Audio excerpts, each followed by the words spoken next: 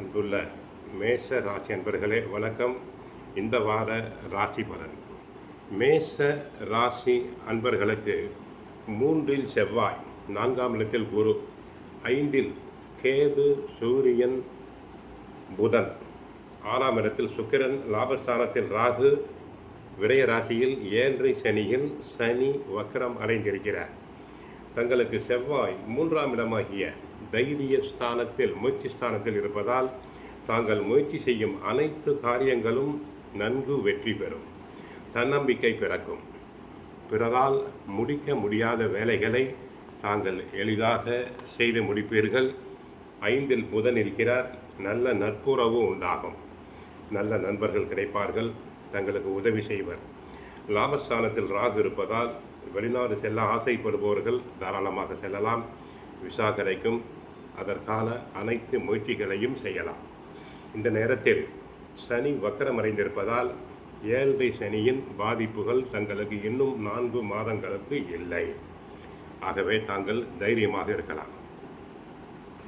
வயது மூத்தவர்களுடைய ஆதரவு கிடைப்பதால் நீண்ட நாள் பிரச்சனைகளுக்கு தங்களுக்கு தீர்வு கிடைக்கும். வியாபாரத்தில் நல்ல வசதி வாய்ப்புகள் உருவாகும். லாபம் கிடைக்கும். பொருட்கள் தேக்க நிலை அடையாது. ஏற்றுமதி இறக்குமதி தொழிலில் உள்ள அன்பர்களுக்கு வெற்றி பெறலாம். பூர்வ புண்ணியஸ்தானத்தில் சூரியனும் புதனும் இணைந்து இருப்பதால் புத ஆதித்ய யோகம் உண்டாகிறது. குறிப்பறிந்து தாங்கள் செயல்படுவீர்கள்.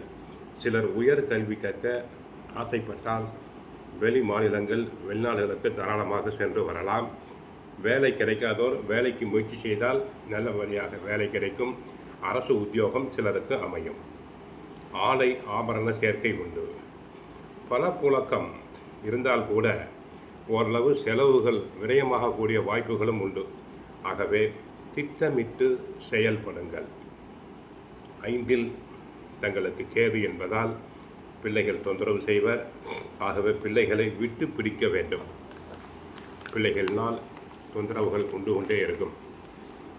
பொறுமை, சகிப்புத்தன்மை தேவை. மற்றபடி கோவிலுக்கு சென்றால் கிருஷ்ண பரமாத்மாவை வழிபடுங்கள்.